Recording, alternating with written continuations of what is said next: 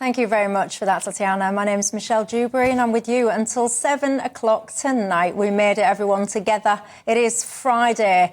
It's almost the weekend. Alongside me tonight, I've got my panel, Ben Habib, the former Deputy Leader of Reform UK, and Jonathan Lis, the political commentator. Good evening, gents, to both of you. You're very welcome tonight, as are each and every single one of you. What's on your mind tonight? You can get in touch with me all the usual ways. You can email me, gbviews@gbnews.com.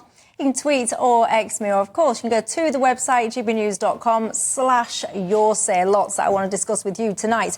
My first email comes from Gareth. There's no messing around with you, Gareth. Seconds after we went to air, you've got in touch and said, Michelle, do you think Keir Starmer needs a common sense minister?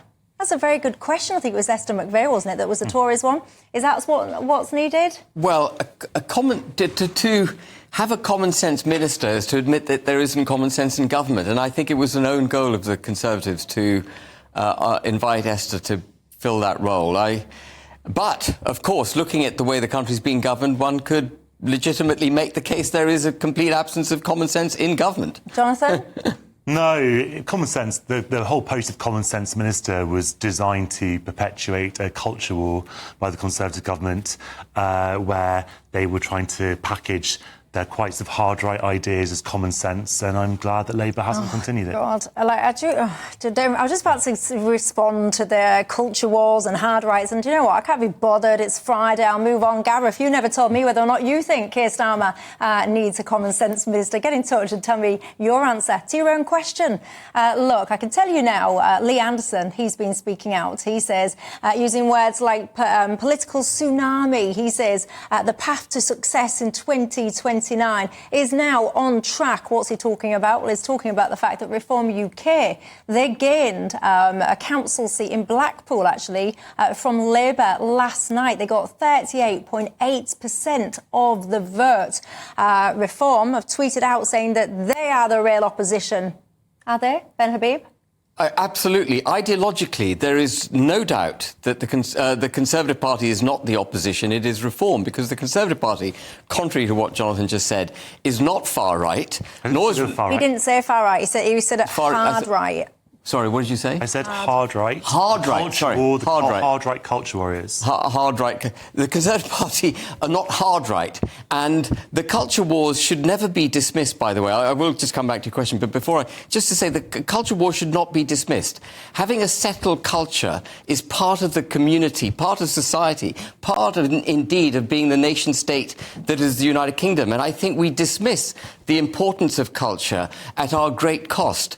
But Reform gets it. Reform understands that you need a joined-up agenda between the economy, between the Constitution, our democratic institutions, and our culture to bring together the country to a position where it can be governed with its interests at heart and with the prosperity of the British people in mind, unlike the form of governance delivered both by the Conservative Party and by the Labour Party on steroids of doing things as they see what they see as being in the global good, governing through international law, international institutions, domestic quangos, which are completely unaccountable.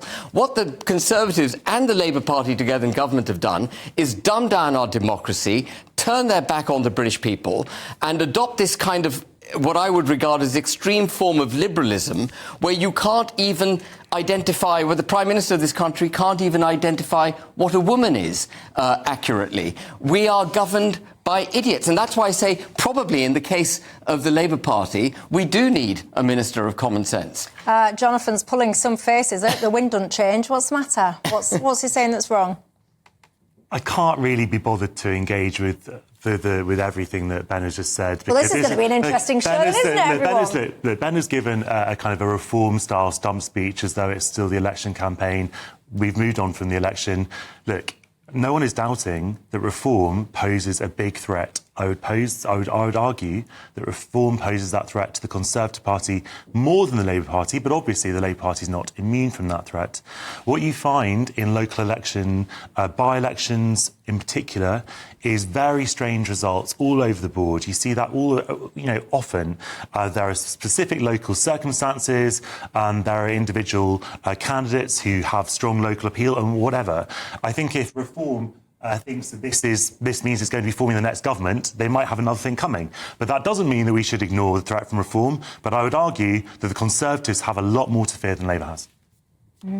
I think the Conservatives have already experienced the damage reform will do. And to some extent, the Labour Party is what was slightly protected during the general election from reform because Keir Starmer held so many of his cards to his chest. We didn't really see what the Labour Party was. The electorate didn't see how damaging the Labour Party would be.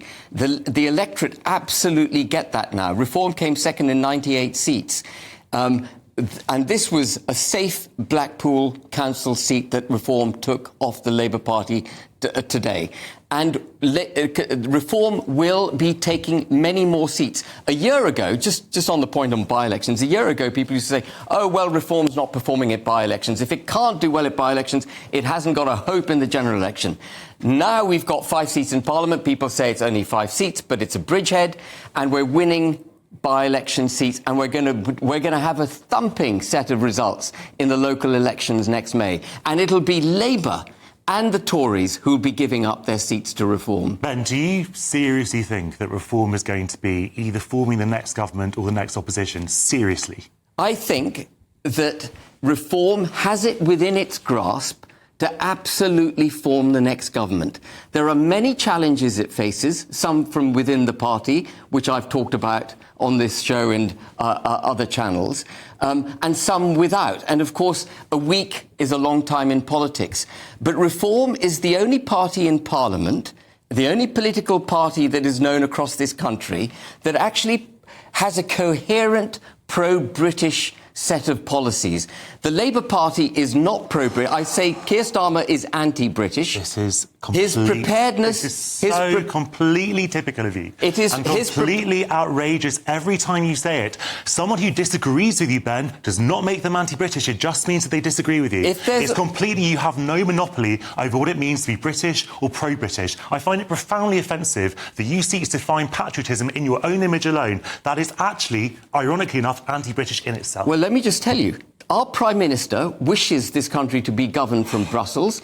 He's prepared to take... He's not even trying to get us back in the single market, for goodness sake. He was caught off camera when he thought he was off camera in Montreal in September 2023, saying, if I'm elected Prime Minister, I will align us completely with the European Union. Do you think that he would take us back into the European Union without the say-so of the British people? Do you really think that? Of course he would. If the Prime Minister got half a chance to do it, he would do it.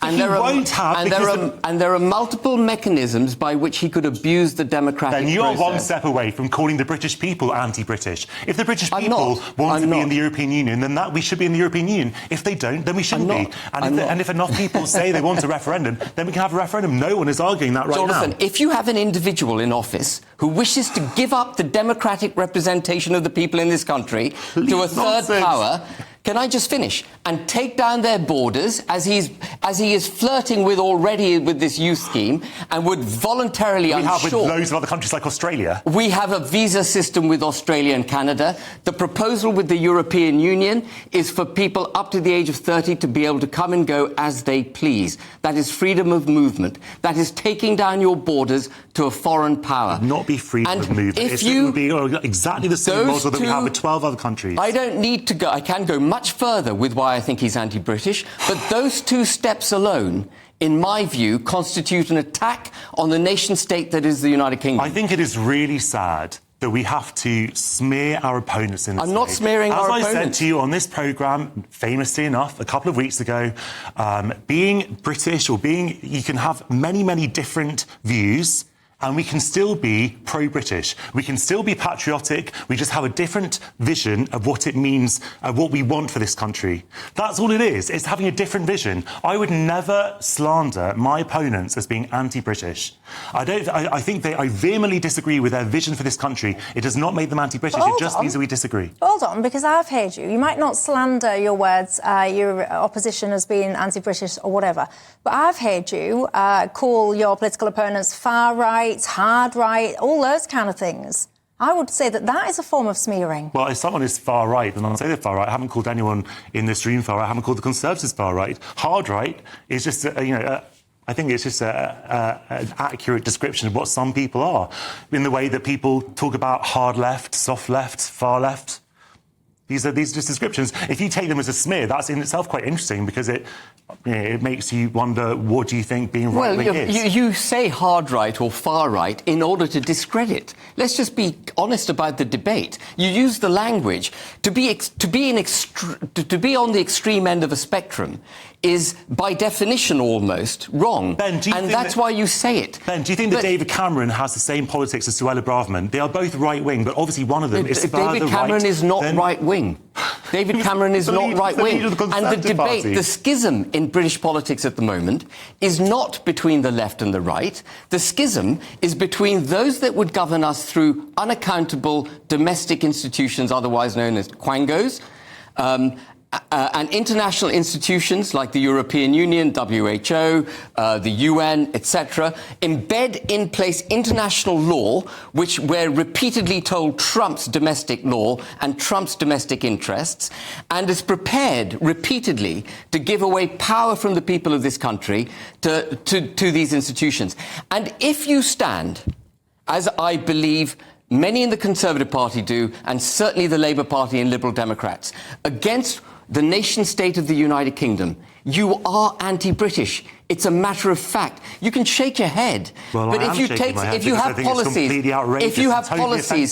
you have policies that undermine and reduce the nation-state, then you are anti-British, and but we need to say it. Impression of what it is. There are people. Do you really not accept? There are people who wanted to be in the European Union who actually believed in Britain, who wanted Britain to succeed. They just had a different idea of it. Are you really so blinkered that you think that anyone who was a Remainer was anti-British? Is that really what you're saying? I didn't say that. I think as a Remainer in 2016.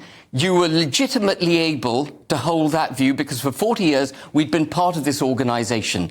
We have now left this organisation and we know precisely what it means to join the institution. And what that means is giving up power from Westminster, taking down our borders, and actually, if we were to join it, we'd have to give up our currency. We'd have to give up our. It's a completely confused argument. No, it's not confused. No, you're saying that a Remainer wasn't anti-British in 2016, but is anti-British now. We were part of the European Union at that point in time. Right. We are now enlightened, and we also know, Jonathan, that unlike in 2016, if we join now, we will be giving up control of our monetary policy. And I regard that as fundamentally anti-British. Giving it up to Brussels, to the ECB. Well, so you're preempting the terms of negotiation? No, there is no negotiation. There's no negotiation. No one wants to. Jonathan, no one wants to join the EU. You need to read up on it. If you want to join the EU, you have to join the euro. It's a matter of fact. There's no negotiation. If we ever get to the stage of negotiating, there will be a negotiation. Are you a rejoiner? By definition. Jonathan, are you a rejoiner? It's not on the table right now. But are you a rejoiner? Obviously, I think that it's in Britain's long-term interest, on principle, to be part of the European Union. Why? To take down our borders, to give up governance to Brussels, to give up our currency. Right, gentlemen. If you were to let me finish, I would tell you. I will tell you something that there is no negotiation over, and that is the fact that I need to go to a break.